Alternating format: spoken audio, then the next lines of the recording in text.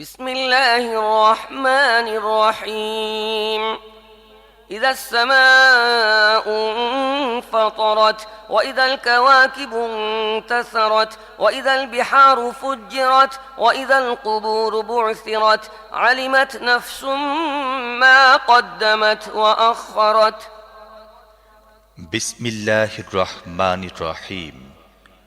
যখন আকাশ ফেটে যাবে, যখন তারকারা চারিদিকে বিক্ষিপ্ত হয়ে যাবে, যখন সমুদ্র ফাটিয়ে ফেলা হবে এবং যখন কবরগুলো খুলে ফেলা হবে, তখন প্রত্যেক ব্যক্তি তার সামনের ও পেছনের সব কিছু জেনে যাবে।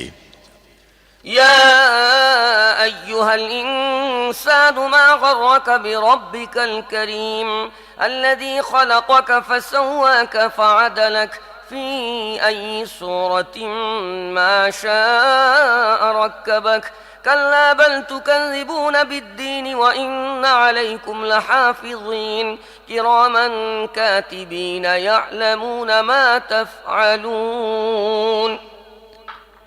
হে মানুষ, কোন জিনিসটি তোমাকে তোমার রবের ব্যাপারে ধোঁকায় ফেলে দিয়েছে, যিনি তোমাকে সৃষ্টি করেছেন, তোমাকে সুঠাম ও সুসামঞ্জস্য করে গড়েছেন এবং যে আকৃতিতে চেয়েছেন তোমাকে গঠন করেছেন?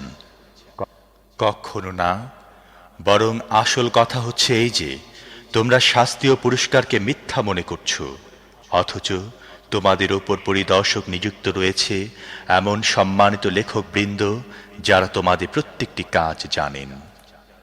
إن الأبرار لفي نعيم وإن الفجار لفي جحيم يصلونها يوم الدين وما هم عنها بغائبين وما أدراك ما يوم الدين ثم ما أدراك ما يوم الدين يوم لا تملك نفس لنفس شيئا والأمر يومئذ لله।